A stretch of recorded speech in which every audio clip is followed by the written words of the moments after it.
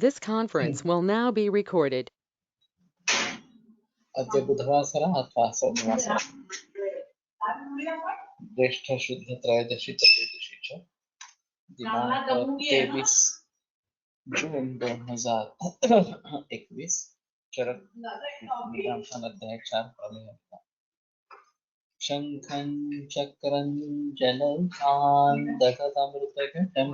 चारुदोर्भिश्चतुर्भिः सूक्ष्मस्वच्छातिहृद्यां शुकपरिविलसन् मौलिमुं भोजनेत्रं कालाम्भोदोज्ज्वलाङ्गं कटितटविलसच्चारुपीताम्बराढ्यं वन्दे धन्वन्तरिं तं निखिलगतवनप्रौढदावाग्निलीलम् प्रौढदावाग्निलीलम् ब्रह्मणो हि समारब्धाः आत्रेय अद्येषु पूजिताम् अस्मदाचार्यपर्यन्तां वन्दे गुरुपरम्पराम् आयुर्वेदरतं वन्दे माधवाख्यं महागुरुम् आयुर्वेदामृतं सर्वं शिष्येभ्यो यः प्रदत्तवान् द्रष्टाज्ञानी दृष्टकर्मा कृतकर्मा तथैव च अध्यापको विश्वश्रेष्ठो महान् संशोधकस्तथा गुणैरेतैः समुदितैः यत् कार्यं प्रतनोति सः समृद्ध्यर्थं हि कार्यस्य वयं प्रयतामहे सरस्वत्यै नमो यस्याः प्रसादात् पुण्यकर्मभिः बुद्धिदर्पणसङ्क्रान्तं जगदत्यक्षमीक्षते आत्रेयं प्रथमं वन्दे आयुर्वेदे जगद्गुरुम् आयुर्वेदामृतं सर्वं गृहीत्वा हि सुरेश्वरात् अग्निवेशादिकेभ्यो यत् प्रयच्छति सत्तमः प्रथमं तन्त्रकर्तारम् अग्निवेशं नमाम्यहम्।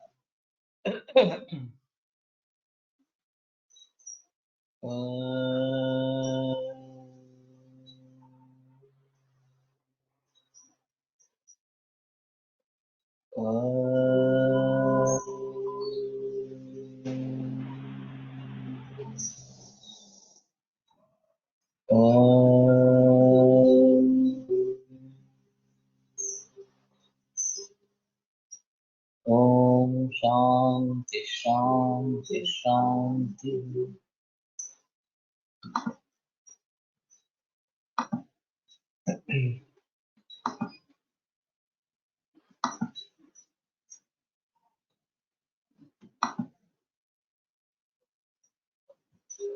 ते दश प्रमेयाः साध्याः समानगुणमेधस्थानकत्वात् कफस्य प्राधान्यात् समुक्रियत्वाच्च। तर्हि इदमत्र वैशिष्ट्यपूर्णं यत् कफमेधसोः समानत्वात् अपतपणात्मका एकावक्रियात् उभयोरपि उपयुक्ता भवति।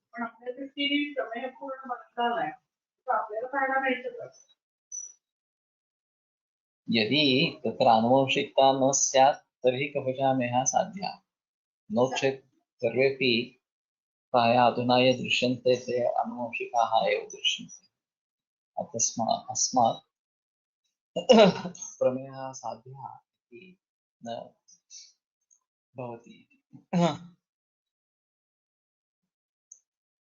तो मेद और कफ ये समान गुण इस प्रकार के होने के कारण जो एक की चिकित्सा है वो ही दूसरी की चिकित्सा है, ये अपवाद स्वरूप है। अतुल्य तुष्य देश तु प्रकृति पाद संपत्ति, ये जो सुख साध्य लक्षण में कहा गया है उसका ये अपवाद इस प्रकार का है और इसलिए कफजन्य साध्य इस प्रकार से बताए गए।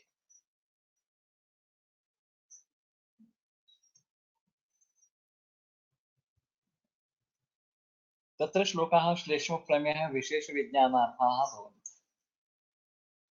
तो प्रमेय श्लेष्मक प्रमेय विशेष विज्ञानार्थ ये श्लोक अभी बताते हैं।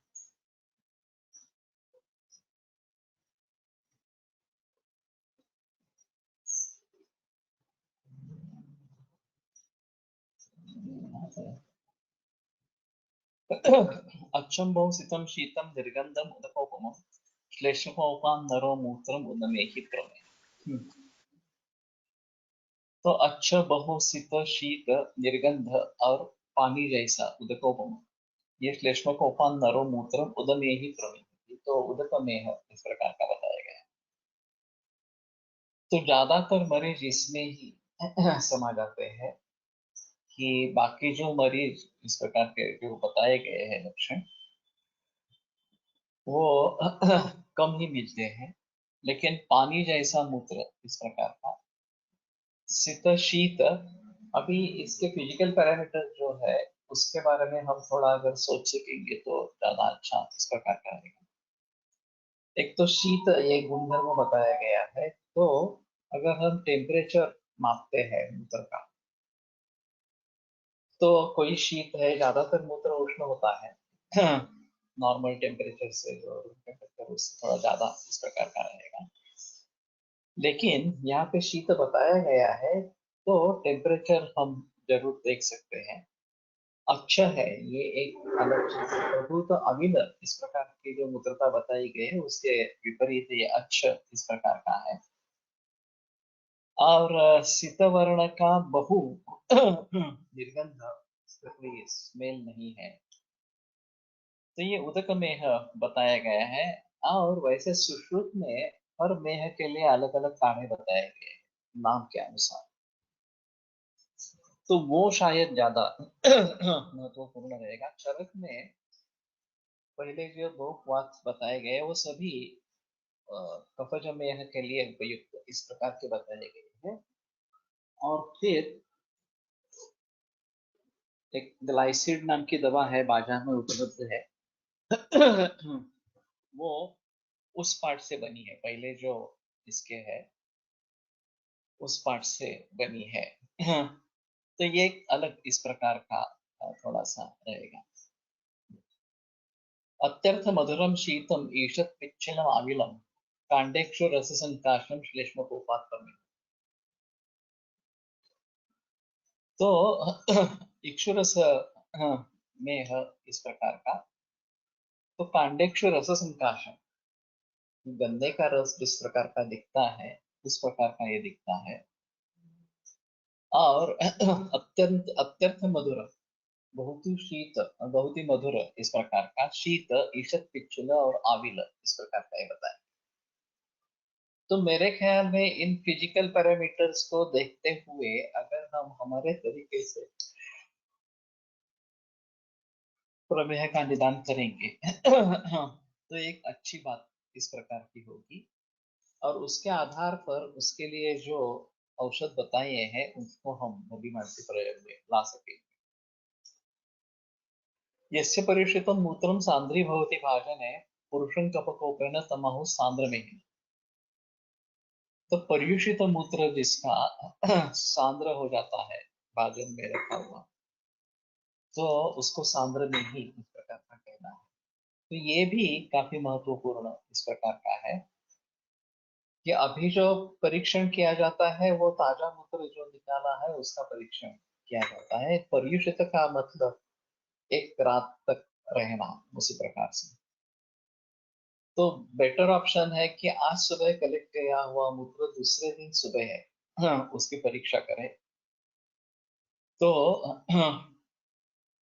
अगर सांद्री होती उसका साका जिसको बोलते हैं मराठी में, ऐसा कुछ नीचे रह जाता है, बैठ जाता है, तो वो सांद्र में है इस प्रकार से, तो उसमें गुरुत्व काफी है, ये समझ लेना इस प्रकार का।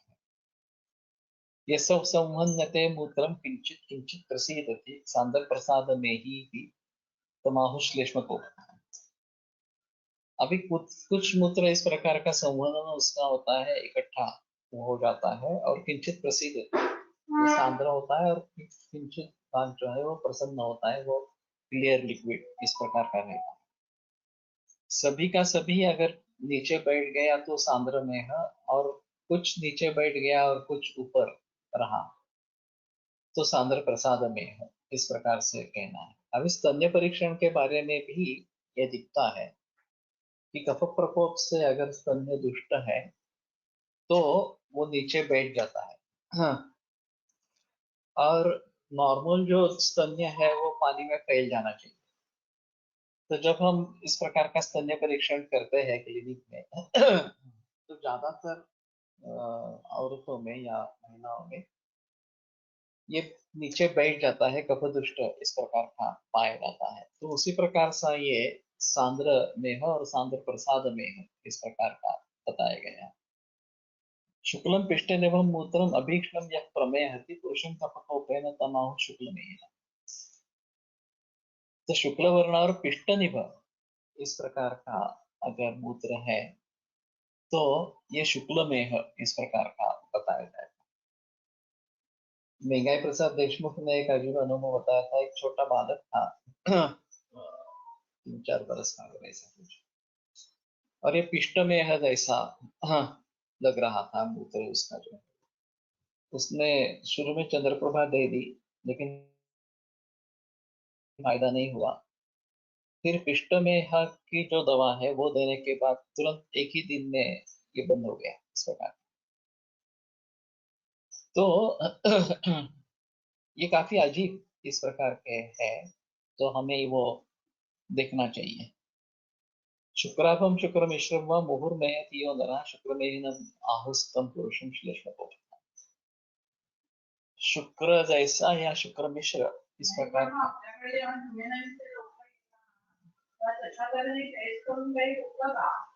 बघायला पाहिजे। अभी मैं भी बहुत बरसों से ये सोच रहा हूँ कि मूत्र परीक्षण करूँ इस प्रकार से, लेकिन हुआ नहीं है। बीच में कभी 1-2 बार किया था लेकिन कंटिन्यूटी उसमें रही नहीं है। तो ये करना जरूरी है। और उसको देखकर मुझे क्या लगता है, मर्दा ने घनश्याम मर्दा ने काफी परीक्षण किए हैं और उसका कहना यही था कि ज्यादातर लोग उदक में के हैं। अभी मुझे उदक में के बारे में क्या है, ये योग क्या है पता नहीं है, लेकिन याद नहीं है अभी। लेकिन सुश्रुत में हर मेह के लिए अलग अलग योग बताए गए हैं और उनका प्रयोग करने से वो अच्छा रहेगा इस प्रकार से। तो शुक्र में जो है वो बड़े लोगों में ही आता पाया जाएगा, और शुक्राभ या शुक्र मिश्र इस प्रकार का वो रहेगा। अत्यंत मधुरम शीतम मूत्रम नयति यो वृषम शीतमेव आहुस्तम पुरुषम श्लेष्म कोपता। हाँ, अब ऊपर भी इक्षुरस वाले जो है तो उसमें अत्यर्थ मधुर और शीत ये दोनों थे। अभी इसमें भी अत्यर्थ मधुर और शीत है, लेकिन शीत में ही कहा गया है तो इसमें शैत्य ज्यादा होना। तो थर्मामीटर रख के टेम्परेचर ले लेना और शीत में है को अलग निकालना, ये काफी आसान इस प्रकार का है। तो अगर हम इस प्रकार के ऑब्जेक्टिव पैरामीटर्स क्रिएट करते हैं जो एक्सेप्टेबल हो सभी विद्वजन को, तो अच्छा इस प्रकार का रहेगा। कल ही मुझे एक ईमेल आया था डॉक्टर हिरवाणी से। पंतप्रधान मोदी ने ट्रेडिशनल नॉलेज को उत्तेजन देने के लिए एक समिति का गठन किया है। वो CSIR से संबद्ध इस प्रकार। CSIR actually council for scientific and industrial research के लिए है, ज्यादातर काम केमिस्ट्री में है उनका। लेकिन इसका वैलिडेशन करना, जो भी ट्रेडिशनल नॉलेज है उसका वैलिडेशन करना ये आम मुद्दा है। तो मैंने पूछा कि उसकी मीटिंग हो गई क्या, तो जब मैंने फोन किया तो उन्होंने कहा अभी मीटिंग खत्म है, 2 ही मिनट हुए और तुम्हारा ही पहला फोन था। तो मैंने कहा कि ठीक है, मैं थोड़ा सोचूंगा इसके बारे में कि हम अपने तरीके से कुछ सुझाव इसमें दे सकते हैं क्या। तो ऑब्जेक्टिव पैरामीटर्स इस प्रकार के होना ये एक महत्वपूर्ण है। शायद ये बात हो सकती है कि इसका हमारे दृष्टि से प्रमेह निदान है, और जिनका एलोपैथी में डायबिटीज ये निदान है उन मरीजों को पहले देवे और फिर ये मूत्र परीक्षण करते रहे, और दवाइयां देना है नहीं देना है एक अलग इस प्रकार का माहौल रहेगा। लेकिन दवाइयां देंगे तो ज्यादा अच्छा इस प्रकार का रहेगा। और फिर वो डेटा क्रिएट करेंगे तो ज्यादा अच्छा रहेगा। तो जहां जहां भी इस प्रकार के कुछ है तो उन पैरामीटर्स को देखते हुए अगर आगे बढ़ने की कोशिश करेंगे तो ऑब्जेक्टिव पैरामीटर्स के आधार पर मान्यता उसको मिलेगी, नहीं तो ये मुश्किल इस प्रकार का है। तो अत्यर्थ मधुर मधुर को कैसे जाने, ये मूत्रे विधावंत पिपीलिकाश्च ये बताया गया है, तो वही सबसे बेहतर तरीका है। अब इसमें भी हम ऑब्जेक्टिव पैरामीटर ला सकते हैं। अभी यूरिन में शुरू में तो यूरिन का ही परीक्षण होता था, बेंडेटिक सॉल्यूशन इस प्रकार का रहता था, वो टेस्ट ट्यूब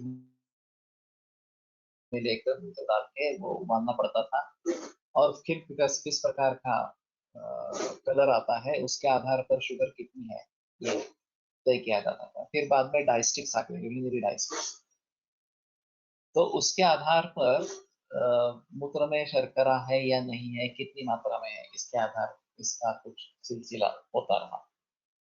और फिर बाद में एलोपैथी में मूत्र का परीक्षण बंद ही हो गया और केवल रक्त के परीक्षण के आधार पर ही ये होने लगा। तो इसमें रीनल थ्रेशोल्ड की बात की जाती है, और वो अगर ज्यादा बढ़ता है तो किडनी में ही ये संचित इस प्रकार का रहेगा या मूत्र में संचित इस प्रकार का रहेगा, ऐसा बताते हैं। अगर रीनल थ्रेशोल्ड कम है तो यूरिन से बाहर निकलने लगेगा इस प्रकार। लेकिन हमारे हिसाब में अगर सभी मामला मूत्र परीक्षण से जुड़ा है तो ये मूत्रे विधावंत पिपीलिकाश्च ये भी देखना जरूरी इस प्रकार का होगा। अब एक पैथोलॉजिस्ट लैब का अनुभव अजीब है। उसका कहना था कि जिसके यूरिन में 4+ शुगर है, हाँ, उसको चींटी नहीं लगती है, और जिसमें बिल्कुल नहीं है, ट्रेस है, उसको चींटियां लगती है, ऐसा उसका अनुभव था। ऐसा कुछ गिरा हो तो उसमें मूत्र गिरा हो तो उसमें चींटियां लगती है नहीं लगती है, तो ये खुद का उसका अनुभव था कि 4+ होने पर भी चींटियां नहीं लगती।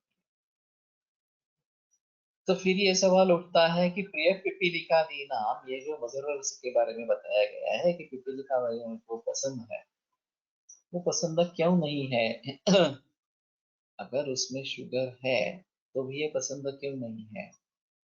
तो शायद उसमें और कुछ इस प्रकार के अंश होंगे कि जो पिपीलियों को चींटियों को पसंद नहीं है, या दूसरी चीज उनका क्राइटेरिया कुछ अलग ही है मधुर को देखने का इस प्रकार से।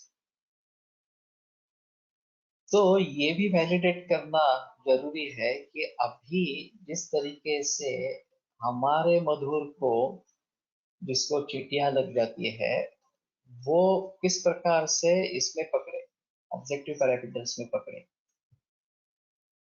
अभी ये यूरिनरी डायस्टिक्स हो या फिर बेनेडिक्ट सॉल्यूशन हो या किसी दूसरा तरीका इस प्रकार का हो, उस किसी के आधार पर हम अगर ये वैलिडेट करते हैं डेटा कि हाँ ये अत्यंत मधुर है और दोनों तरीके से चुटियां भी लगती है और इसमें भी कुछ आ रहा है, या दूसरे कोई टेस्ट इस प्रकार के होंगे, तो उनको सामने लाएंगे तो ज्यादा अच्छा इस प्रकार का रहेगा। तो ये एक बड़ा रिसर्च प्रोजेक्ट हो सकता है, और वैसे डायबिटीज के मरीजों की कमी नहीं है, बहुत बड़े पैमाने पर डायबिटीज के मरीज है। तो ये इतना डिफिकल्ट नहीं है। पहले हमें हमारे ही क्लिनिक में करना पड़ेगा, कुछ ऑब्जर्वेशन लिखने पड़ेंगे, थर्मामीटर लेकर टेम्परेचर नोट करना पड़ेगा कितना टेम्परेचर है, और फिर हम शीत मेह है या इक्षुरस मेह है वगैरह वगैरह इस प्रकार का देखने की कोशिश करेंगे तो ज्यादा अच्छा इस प्रकार का है। मूर्तान मूत्रगतान दोषान मेहतियो नरः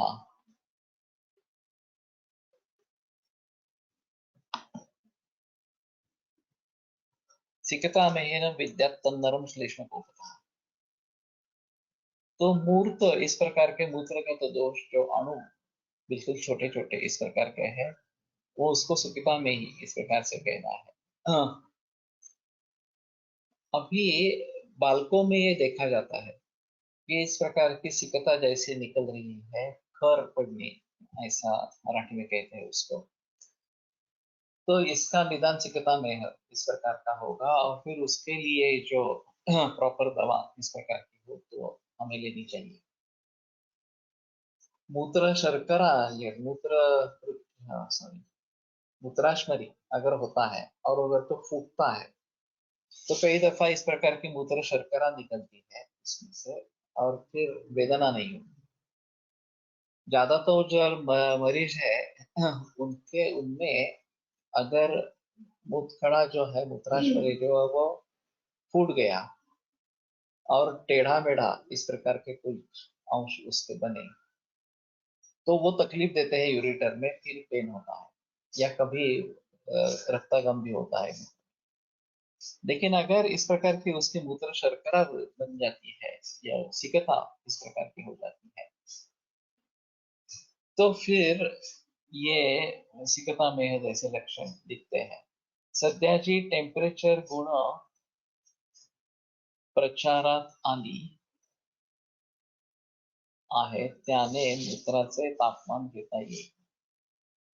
टेम्परेचर गन, लेकिन मूत्र में तो हम रेगुलर टेम्परेचर थर्मामीटर है उसी को प्रयोग कर सकेंगे, उसमें कोई ज्यादा आपत्ति मुझे नहीं लगती है। वो सीधा डुबा के टेम्परेचर नोट करेंगे। इसमें भी जब हम प्रयोग कर रहे हैं तो 30 सेकंड रखा, 40 सेकंड, 50, 45 सेकंड रखा, एक मिनट रखा वगैरह वगैरह, तो टेम्परेचर में वेरिएशन आता है क्या, ये देखना पड़ेगा। लेकिन ये काफी आसान इस प्रकार का है। और मर्क्यूरी थर्मामीटर का प्रयोग करेंगे तो वो ज्यादा अच्छा इस प्रकार का है, क्योंकि उसका जो प्रसारण है वो शैत्य या उष्ण के अनुसार ज्यादा अच्छा इस प्रकार का है। तो कहने का तात्पर्य ऐसा है कि रेगुलर क्लिनिकल थर्मामीटर इसमें काफी मदद करेगा ऐसा लगता है। ये गन करने का प्रयोग करने का फायदा होगा ज्यादा, या करने की जरूरत है ऐसा नहीं लगता है। फिर भी दोनों तरीके से करें, कंपैरेटिव स्टडी करें, ये काफी इस प्रकार से एक एक चीज को लेकर अगर हम परीक्षण करेंगे तो ज्यादा अच्छा इस प्रकार का रहेगा। मंदम मंदम अवैगंतु कृच्छ्रमेव मूत्र एक शनैः शनैर्मेहनम आहोस्तम पुरुषम श्लेष्मको। मंद मंद और अवेग, बिल्कुल इसमें वेग नहीं है, ऐसा शनैः बहुत धीरे गति से अगर मूत्र परिवर्तन होता है तो ये शनैर में है इस प्रकार का बताया गया। अब ये लक्षण प्रोस्टेट में दिखता है, तो प्रोस्टेट का निदान कदाचित हमारे दृष्टि से शनैर में है इस प्रकार का हो सकता है। टेम्परेचर गन स्वेट असेल तर हातावर किंवा कपाळावर तर वेगळे टेम्परेचर दाखवते। स्वेट असेल त्यामुळे मूत्रासारख्या मीडियम मध्ये कसे दाखवेल काय माहिती। ठीक है, मेरे मेरे कहने का मतलब ये है कि हमें रिसर्चर्स बनना है। अभी जो रिसर्च एलोपैथी में हुए हैं वो बहुत सारे साइंटिस्ट ने बहुत सारे प्रयोग किए हैं ऑब्जेक्टिव पैरामीटर्स के लिए, तो ये निश्चित प्रशंसनीय है। एक बार हमने ये निश्चय कर लिया कि मुझे ये परीक्षण करना है, तो फिर मैं पूरे तरीके से उसमें लग जाता हूँ, तो ही हमारे हाथ में कुछ इस प्रकार का आता है। तो ये गन का मैंने भी लाके रखी है, और मैं दातार गुरु जी के हिसाब से यकृत लिहा का टेम्परेचर देखना चाहता था, सर का टेम्परेचर देखना चाहता था। लेकिन ये भी बात ज्यादा हुई नहीं है। जिनमें मुझे महसूस होता है कि ज्यादा उष्ण स्पर्श है उनमें मैं कहता हूँ कि ये टेम्परेचर नोट करो, लेकिन नियमित रूप से टेम्परेचर नोट नहीं किया जा रहा है। तो इसके बारे में थोड़ा सोच सकते हैं कि जो फिजिकल इस प्रकार की कैरेक्टर्स है, इसको आसानी से ऑब्जेक्टिव पैरामीटर्स के जरिए देखा जा सकता है। उनको अगर हम करेंगे तो चाहिए, तो इसमें प्रयोग करना बहुत जरूरी है और ऑब्जर्वेशंस को भली भांति नोट करते रहना बहुत जरूरी है।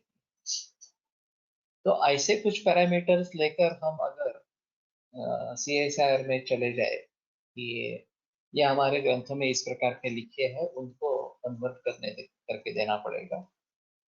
और टेम्परेचर वेरिएशंस कितना है, या बेनेडिक्ट सॉल्यूशंस, या दूसरा जो है इस प्रकार का यूरिन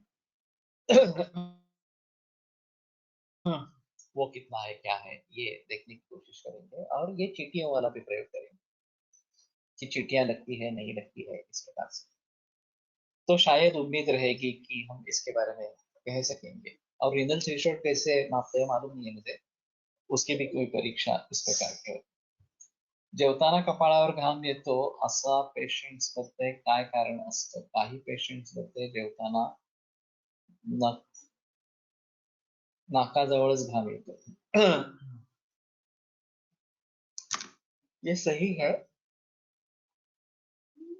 और दिखाई देते हैं इस प्रकार के मरीज। हाँ, और खाना खाते समय ही ये होता है। तो फूड अगर स्पाइसी है, ज्यादा गर्म है, तो एक बात पॉसिबल है, लेकिन ऐसा खाना न होने पर भी कुछ लोगों को इस प्रकार से पसीना छूटता ही है, और खास करके मुंह पे छूटता है।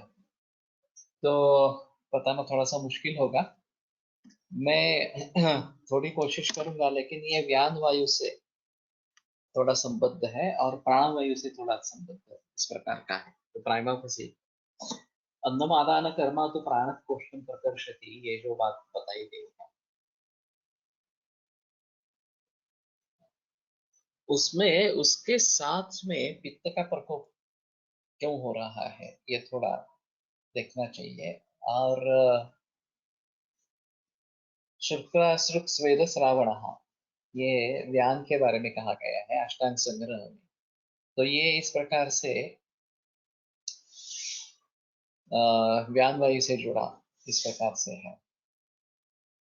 तो ठीक है, अगर किसी को कुछ सुझाव है तो बता दो, मैं भी सोचता आ रहा हूँ इसके बारे में कि इसके बारे में कैसे कोशिश करेंगे इस लक्षण को समझने की। और सोहमनी काय काम केलेलं आहे? सोहमनी याच्यावर कोणी स्वेदावरती नाही केलेलं, त्यांनी ते डायबिटीज क्लब स्थापन केला, पण ते सगळं मॉडर्न वरती आहे माझ्या मते। I don't think so. सोहम पाठक ने आयुर्वेदिक डायबिटिक क्लब एस्टेब्लिश किया है। और फिर एलोपैथी और आयुर्वेद दोनों मिला के डायबिटीज को कंट्रोल करने की या उसके उपद्रवों को कंट्रोल करने की कोशिश करते हैं। ये ज्यादा बेहतर इस प्रकार का तरीका है। स्वेद दोषांब वाहिनी स्रोतांसी समधिष्ठिता समान वायु, तो ये भी एक है समान वायु का रेफरेंस इस प्रकार का। तो देखना चाहिए कि ये क्यों होता है। जैसे ही खाना आरंभ करते हैं वैसे ही शुरू होता है, तो मुझे प्राण से ज्यादा संबंध इस प्रकार का लगता है। और स्पाइसी या गरम अन्न है तो एक बार समझ सकते हैं, लेकिन ऐसा नहीं है तो भी कुछ ही लोगों में ये प्रवृत्ति इस प्रकार की दिखती है, तो थोड़ा सा सोचना पड़ेगा। तो प्रोस्टेट का कभी निदान शरीर में इस प्रकार का हो सकेगा, ये बात ध्यान में रखना। तंतुबद्ध मिवालालम पिच्छलम हिस प्रमेहत्य आलाल मेहिनम विद्यात्तम नरम श्लेष्म को। तंतुबद्ध और लाला स्राव जैसा पिच्छल, जिसको प्रमेह होता है, मूत्र होता है, वो आलाल में ही इस प्रकार का बताया गया है। तो शीत पिच्छल और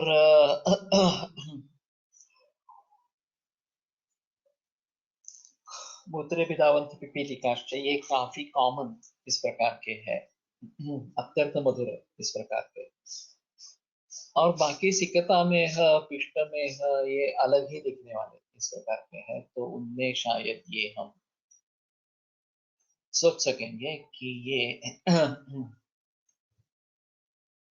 स्पष्ट रूप से उसका निदान हो जाना ये अच्छा इस प्रकार का रहेगा।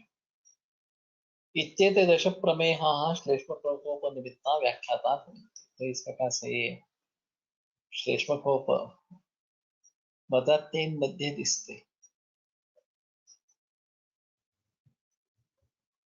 समान वायु का या इस प्रकार का पसीना आना। लेकिन मैंने अभी मरीज देखे हैं जिसका मध्य से कोई संबंध नहीं है, तो थोड़ा देखना चाहिए। मैं अभी तुरंत मेरी राय नहीं देना चाहता कि क्या कारण हो सकता है। अगर किसी के मन में कुछ है तो वो बता दे।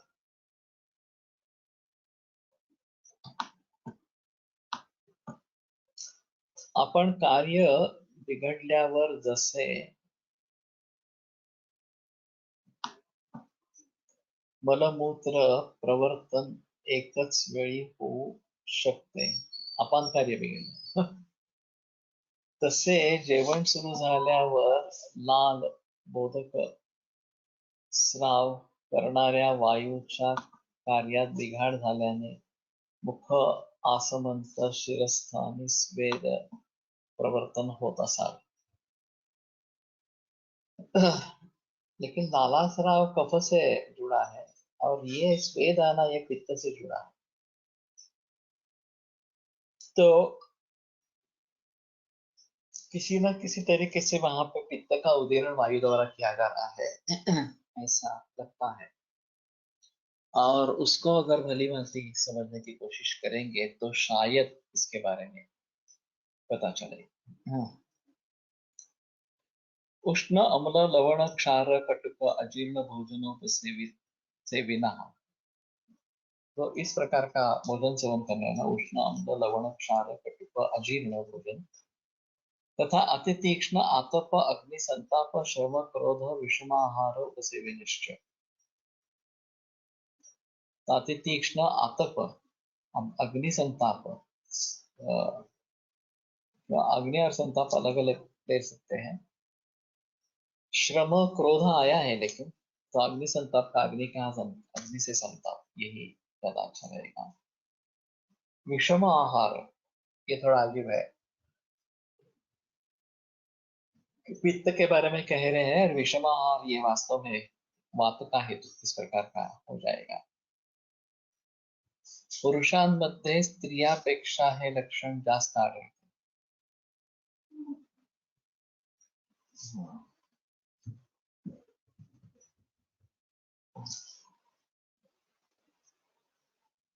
ठीक है, अगर इस प्रकार के मरीज में ढूंढने की कोशिश करेंगे कारण वगैरह क्या है इस प्रकार से, तो शायद हमें कुछ पता चले कि ये किस प्रकार से हो रहा है। तथाविध शरीरस्यैव क्षिप्रं पित्तं प्रकोपमापते, और शरीर भी उसी प्रकार का है, पित्तल इस प्रकार का है। क्षिप्रं पित्तं प्रकोपमापते, तो तत्काल पित्त का प्रकोप हो जाता है।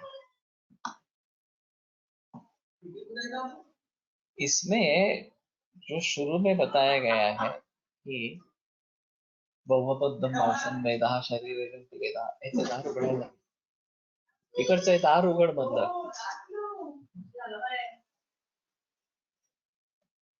हे उघडलंय फक्त।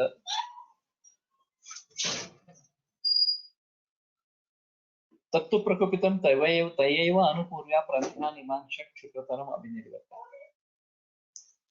तो ये प्रकुपित पित्त जो है उसी प्रकार से पित्त जो मेह को तत्काल निर्माण इस प्रकार का करता है। तो कफ का संबंध हर मेह में होगा ही, इसके साथ में पित्त वात इस प्रकार के रहेंगे, और फिर इसको भली भांति देखना इस प्रकार का है। तेषामपि तु खलु पित्तगुण विशेषेण एव नाम विशेषा भवन्ति, तथा क्षारमेहश्च कालमेहश्च नीलमेहश्च लोहितमेहश्च मांजिष्ठमेहश्च आदित्यमेहश्च। तो पित्तगुण विशेष से इसके नाम विशेष होते हैं। अब यहाँ भी रंग का संबंध ज्यादा इस प्रकार का है। पित्त वैसे तेज महाभूत प्रधान इस प्रकार का है। और फिर तेज महाभूत का जो रूप गुण है उससे इसमें ज्यादा महत्व देना इस प्रकार का पड़ेगा। ते षड्भिरेव क्षार अम्ल लवण कटुक विश्रोष्णैः पित्तगुणैः पूर्ववतीता भवन्ति। तो क्षार अम्ल लवण कटुक, वैसे अम्ल लवण कटुक ये तीन तो रस है, क्षार एक अलग चीज है। विस्र उष्ण, ये विस्र गंध के बारे में बताया गया है, लेकिन आगे वर्ण के बारे में जो वर्णन आता है वो उस वर्ण का मूत्र होता रहता है। ये इसमें महत्वपूर्ण इस प्रकार का है।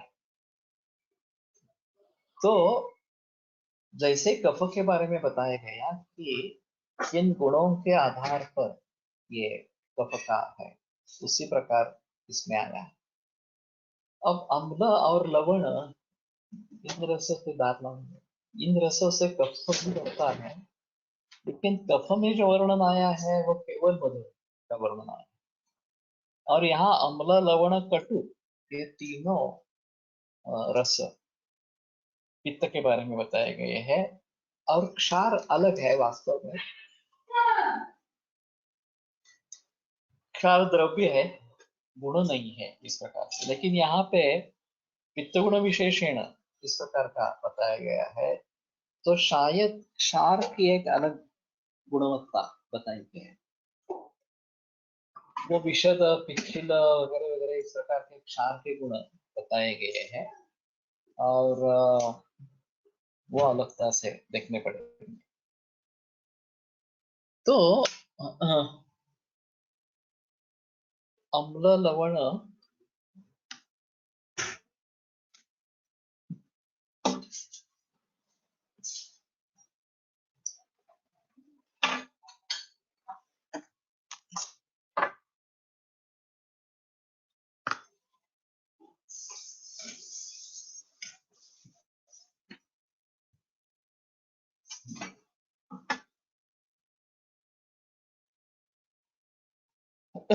और कटुक, ये थोड़ा देखने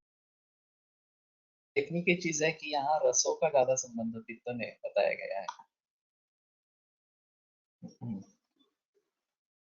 मेनोपॉजल सिम्पटम असताना एका स्त्री रुग्णाला स्वेद प्रवर्तन जेवताना अधिक होते, तेव्हा वैद्य प्रमुख कुलकर्णी सरांनी वर्तमानकाली एक चमचा अजमोदाधिक चूर्ण व एक चमचा तूप, एक चमचा भात असे घ्यायला सांगितले आणि हे लक्षण नाहीसे झाले।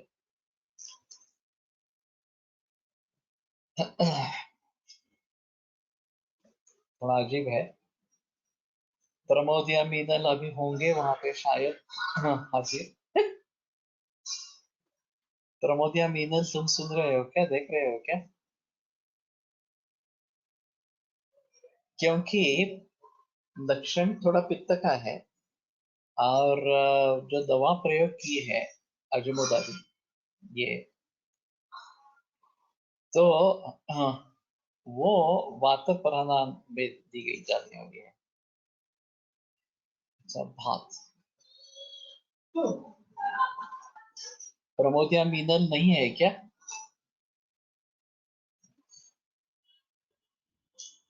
ठीक है, एक बार सोच के देखेंगे, लेकिन ये बात के प्राधान्य को देखकर दी गई चिकित्सा है। और अजमोदा, अजमोदा दी चूर्ण दिया है, सिर्फ अजमोदा नहीं होगा। अजमोदादि का अधिकार तो आमवाद इस प्रकार का, ये अगर कुछ अलग होगा तो मालूम नहीं इस प्रकार से। और दूसरी चीज इसमें ऐसी है कि मेनोपॉज में स्वेद प्रवर्तन ये काफी देखा जाता है। और हॉट फ्लशेस, शरीर गर्म होता है, ये भी सिम्टम दिखते हैं। अब ग्रंथों में इसके बारे में कुछ बताया नहीं गया, मेनोपॉज के सिम्टम्स क्या है। वैसे प्री मेंस्ट्रुअल सिम्टम ये जो अभी बताते हैं पीएमएस, वो भी प्री मेंस्ट्रुअल सिंड्रोम है मेरे ख्याल में। उसके बारे में भी ज्यादा कुछ बताते नहीं है। तो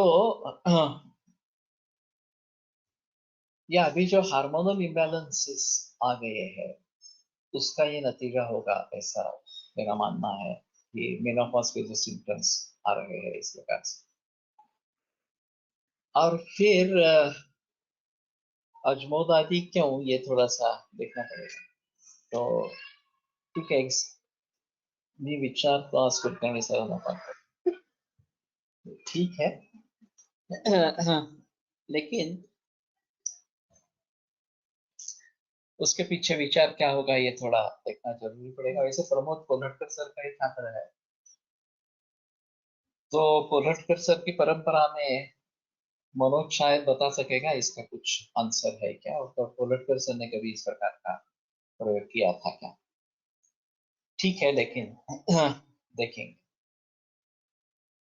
तो पित्त गुण ही पूर्ववत युक्ता भवन्ति। तो क्षार अम्ल लवण कटुक विश्र उष्ण, इन गुणों के आधार पर ये बताया गया। तो दोषों के गुण के अनुसार प्रमेह में भेद होना और प्रकार होना और लक्षण उसी प्रकार से होना, ये एक प्रमेय की खासियत इस प्रकार की है। तो उसके बारे में थोड़ा देखें। सर्वे एव ते याप्याः संसृष्ट दोषम मेधस्थानत्वात् विरुद्धोपक्रमत्वात् च। ये सभी याप्य है क्योंकि संसृष्ट मेध स्थानत्व होने के कारण। संसृष्ट जो दोष है वो मेद है,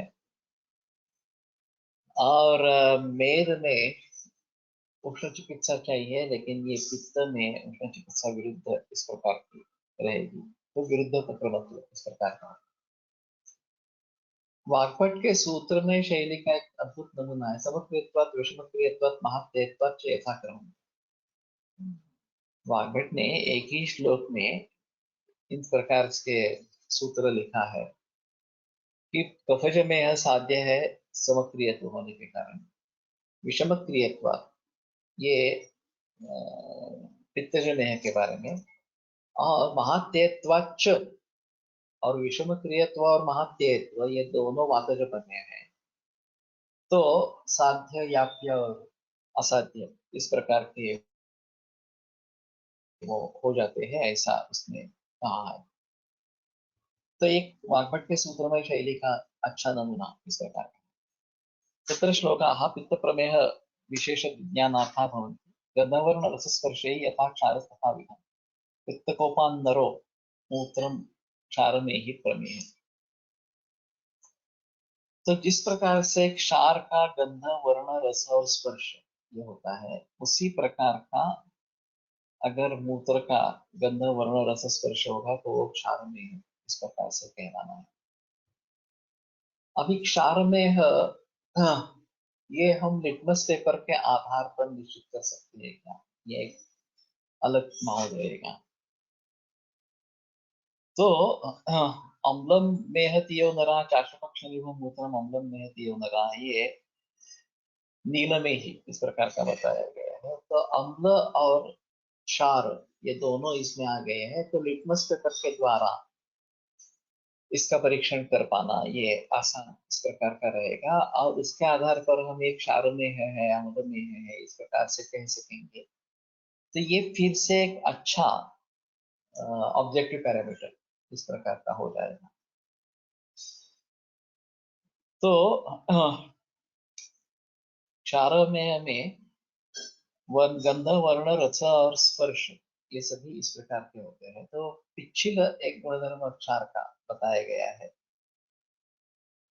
और क्षारोदक जो है उसकी कंसिस्टेंसी और इसकी कंसिस्टेंसी ये देखना जरूर इस प्रकार का होगा। क्षार निर्माण विधि में ये जला देते हैं वनस्पतियां, फिर जो उसकी रक्षा है वो पानी में डालते हैं, और उसमें जो अंश पानी में विद्रावित हो जाता है उसको फिर गाढ़ा बनाते हैं, तो क्षार बन जाता है।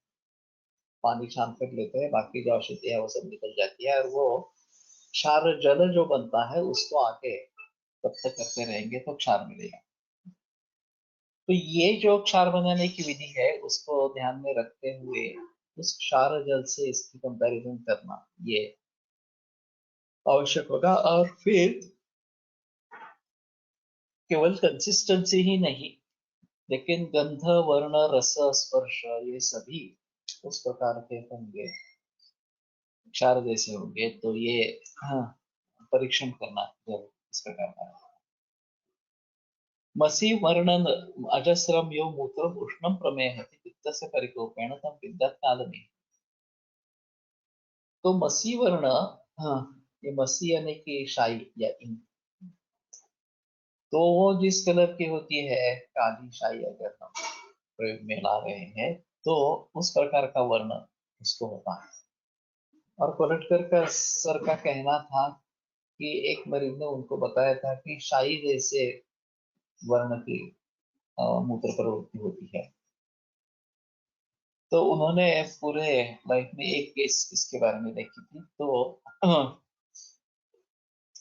काफी मुश्किल है इस प्रकार का। और अजस्र और उष्ण इस प्रकार का बताया गया। जैसे वहां पे कफमेह में शैत्य ये लक्षण काफी जगह देखा गया था, इसी प्रकार यहाँ पे अभी पित्त है तो उष्ण इस प्रकार का है।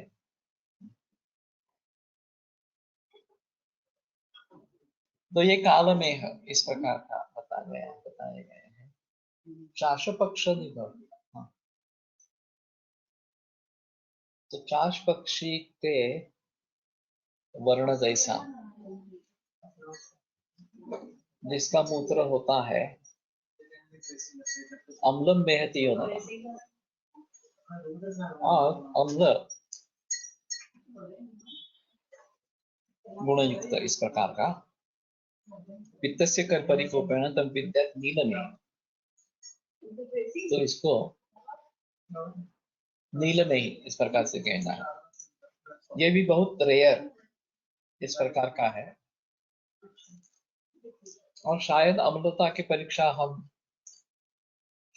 लिटमस पेपर के आधार पर कर पाएंगे। मिश्रम लवण उष्ण च रक्तम महति होना, मिश्र लवण उष्ण इस प्रकार का अगर है, और रक्त वर्ण इस प्रकार का मंजिष्ठोदक संघ नहीं, तो पित्त से परिकोपेण तम विद्यात रक्त में। अब इसमें और अधोग रक्त पित्त मूत्र मार्ग से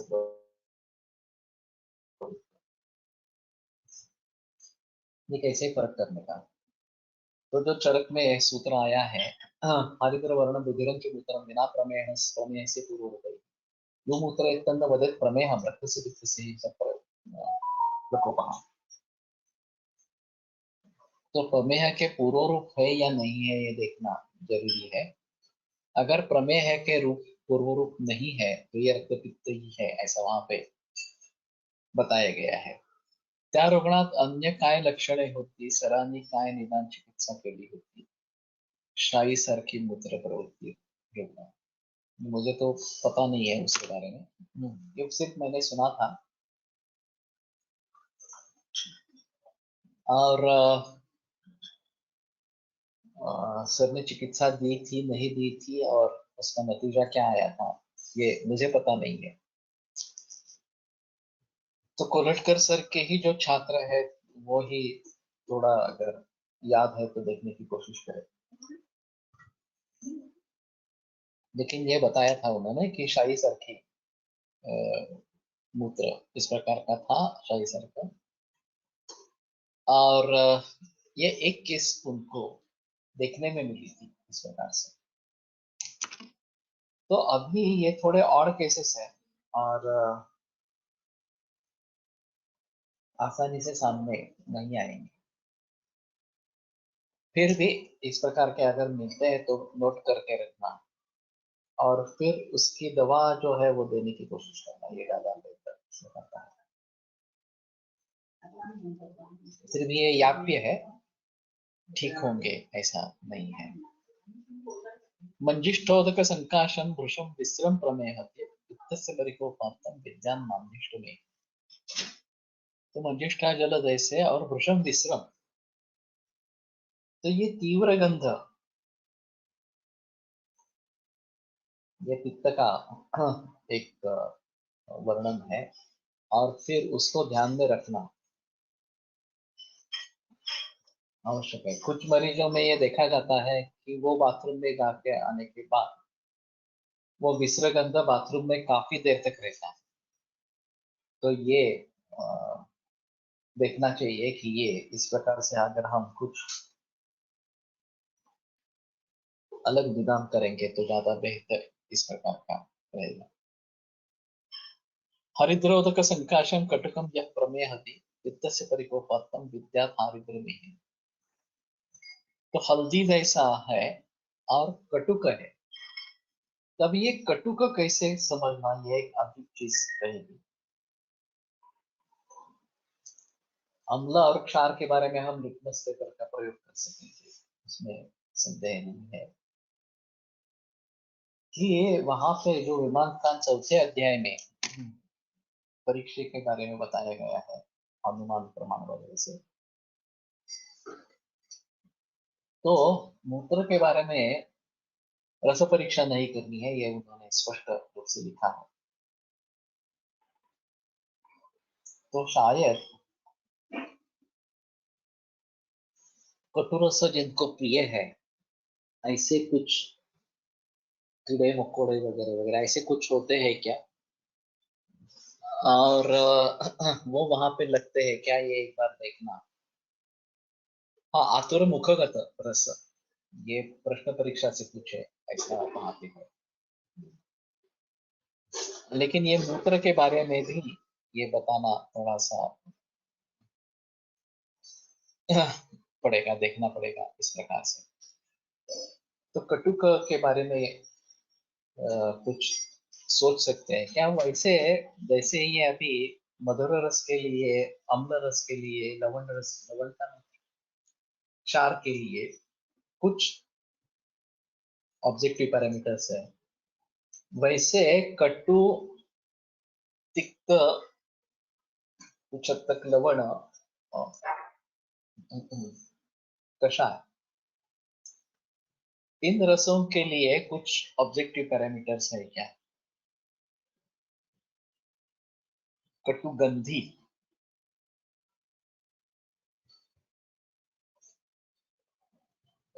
नहीं बता सकते, कटुगंधी होगा या कटुकम या प्रमेयति, इतना ही बताया है। तो कटु रसात्मक ज्यादा इस प्रकार का रहेगा, कटुगंधी ही होगा ऐसा नहीं बता सकते। तो अगर हम ऑब्जेक्टिव पैरामीटर्स रस को ढूंढने के लिए तैयार कर सकते हैं, तो ये जो अभी बड़ी समस्या है सोयाबीन टमाटर से लेकर, कि उसकी टेस्ट कैसे समझे, उसका रस कैसे समझे। अगर सब्जेक्टिव पैरामीटर्स अलग होते हैं लेकिन ऑब्जेक्टिव पैरामीटर्स अगर हो तो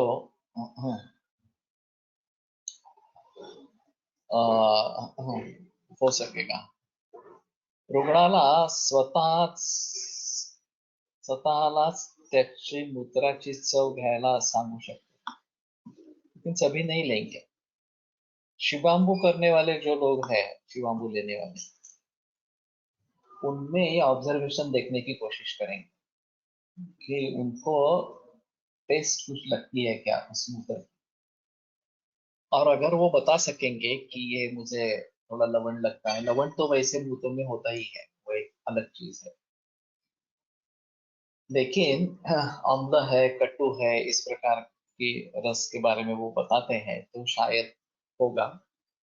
शिवाम्बु चिकित्सक है और शिवाम्बु लेने वाले भी कुछ लोग हैं समाज में, तो ये ऑब्जर्वेशन करना इस प्रकार का पड़ेगा। टेस्ट बर्ड जैसे रिसेप्टर्स वाला कुछ बनाए डिवाइस तो हमारे लिए काफी यूजफुल हो। मेरे भी मन में अभी यही आया था कि कुछ बहुत ही बरस पहले, मेरे ख्याल में 80 से पहले, भावसार सर ने हमें बुलाया था सीडैक में, और एक बहुत अच्छा लेक्चर है, तुम ज्वाइन करो। इस प्रकार से हम जाके बैठे और फिर विषय था आर्टिफिशियल आई बनाने का। और रोड्स एंड कोन्स वगैरह जो आई का स्ट्रक्चर है उसके बारे में बहस की जा रही थी, उसको मैकेनिकली कैसे निर्माण करेंगे वगैरह इस प्रकार से आर्टिफिशियल इंटेलिजेंस के जरिए ये होना है। अभी विदेशों में विदाउट ड्राइवर कार आ गई है। तो ये इस प्रकार के रिसर्च का नतीजा है कि सेंसर्स जैसे हम ह्यूमन ब्रेन एनालाइज करता है, जो चीजें दिखती है उसको इंटरप्रेट कैसे करना है, तो हमारा एक ब्रेन काम करता है, इंटरप्रेट करता है, जो संस्कार चले आते हैं उसके ऊपर, ये है, ये इतने दूरी पर है, ये चल है, मेरा स्पीड क्या है, उसका स्पीड क्या है, टकराने का संभव है क्या, वगैरह वगैरह। इन सभी बातों को ध्यान में रखते हुए ड्राइवरलेस कार अभी बनी है और प्रचलन में भी आ गई है इस प्रकार से। तो आर्टिफिशियल आई अगर निर्माण कर सकते हैं तो आर्टिफिशियल टेस्ट बड्स भी निर्माण होना पॉसिबल है इस प्रकार से।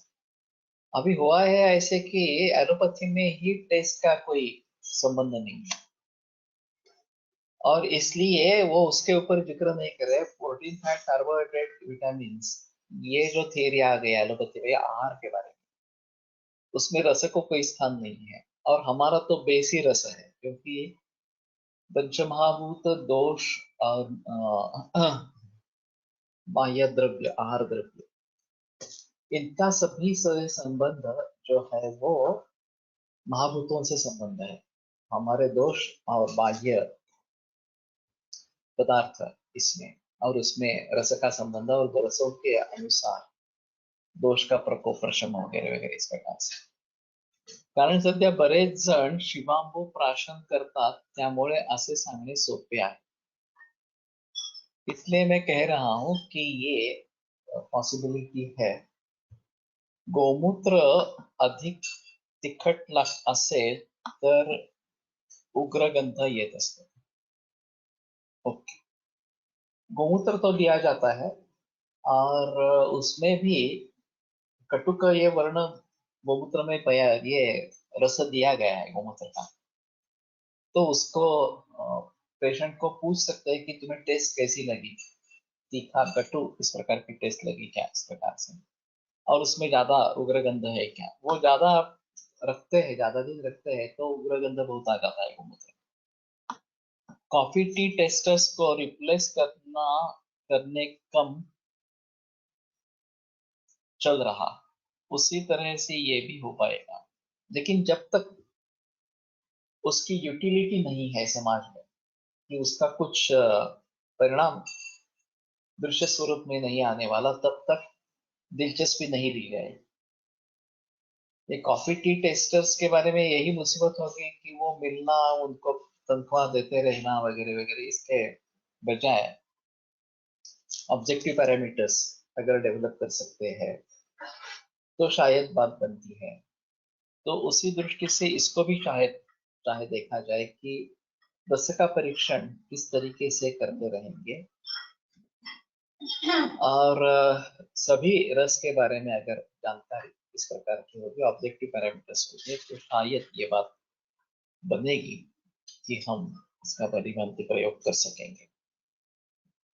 तो ठीक है, मैं सोचता हूँ कि ये लिटमस पेपर को लेकर कुछ बातें हो सकती है, और कटुक रस वगैरह के बारे में ऐसे कुछ जूलॉजिस्ट से पूछते हैं कि ऐसे कुछ एनिमल्स है क्या जो कटु रस चाहते हैं इस प्रकार से, और अट्रैक्ट हो जाते हैं कटु रस की तरफ इस प्रकार से।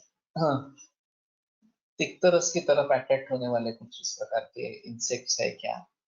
ये बिल्ली का कहा जाता है कि बिल्ली जटामांसी भी बहुत उसको वो प्यारी होती है जटामांसी। और बर्ड सर के क्लिनिक में अगर थोड़ा भी जटामांसी की बोतल खुली रहेगी तो बिल्ली आकर वो फोड़ के जटामांसी कर, हमने काफी बार देखा। तो ये बिल्ली का अट्रैक्शन जटामासी के लिए है, बिल्ली को जटामासी का अट्रैक्शन है। तो इस प्रकार से अगर कुछ एनिमल स्टडीज हमें मिलते हैं तो शायद ये बात थोड़ी आसान इस प्रकार की होगी। ठीक है, अभी देखते हैं, कल माधव वेदांत को लेकर आगे चलेंगे। आयुर्वेद प्रकांडो निगदितैः शल्यतंत्र प्रधानः शिष्येभ्यः शाश्वतोऽयं निखिलजनकृता व्याप्तचित्तेन येन आयुर्वेदस्य वाञ्छन् पुनरपि भुवने काञ्चिशिष्टुः प्रतिष्ठान् श्रेष्ठं धन्वन्तरिन्दं प्रणमति च सदा वैद्यवर्गो हि नूनम् वैद्यवर्गो हि नूनम्।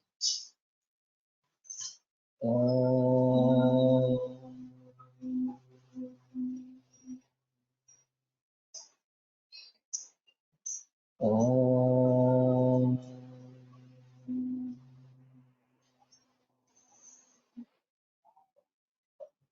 ॐ